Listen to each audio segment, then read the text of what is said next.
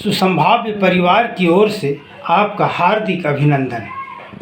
आज विश्व का स्वरूप वैज्ञानिक सिद्धांतों पर आधारित है, जैसे जिसे देखा जा सकता है, स्पर्श किया जा सकता है, पहचाना जा सकता है और उसका आनंद भी लिया जा सकता है। वह निरंतर प्रगति की ओर अग्रसर है और अपने आकाश की सीमाओं का भी अतिक्रमण कर रहा है। तारों और नक्षत्रों के वक्ष पर अपने पद चिन्ह छोड़ रहा है।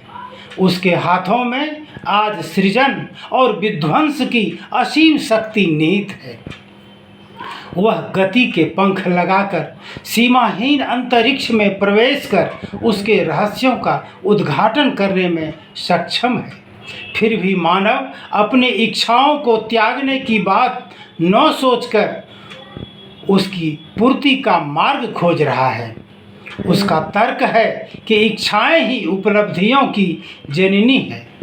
फिर भी देखें तो नेताओं में विवाद, अभिनेताओं में विवाद, विचारकों में विवाद इतने बढ़ते जा रहे हैं कि आने वाले समय के 100 साल बाद जब हमारे बच्चे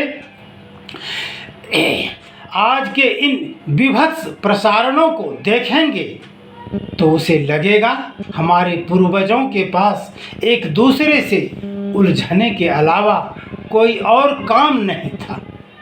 उसे यह समझने में देर नहीं लगेगी कि हमारे रहनुमाओं की रुचि इसे हल करने से ज़्यादा अपने पक्ष में भुनाने से था। राष्ट्रीय अंतर्राष्ट्रीय शब्द वीरों ने मीडिया के सहयोग से चिल्ला कर वे एक दूसरे को झूठा और बेईमान साबित करने में लगे हैं। यहाँ कोई हमारी भूख, भय, गरीबी और अशिक्षा दूर करने को नहीं सोच रहे हैं। इसलिए आज साहित्यकारों की जिम्मेदारी बहुत बढ़ गई है।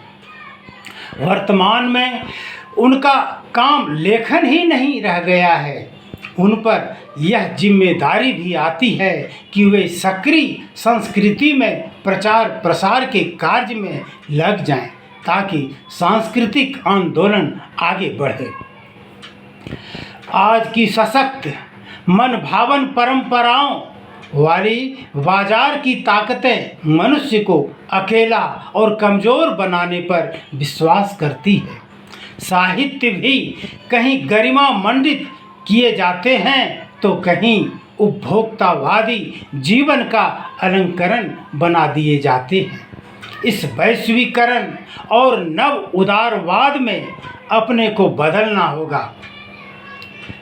अधकचरा छटेगा, जिम्मेदारी से जो रचेगा वही बचेगा, क्योंकि ऊंचा लक्ष्य और संकीर्णताओं से बाहर निकलने में कतराना साहित्य की दुनिया में आत्मविनाशकारी है।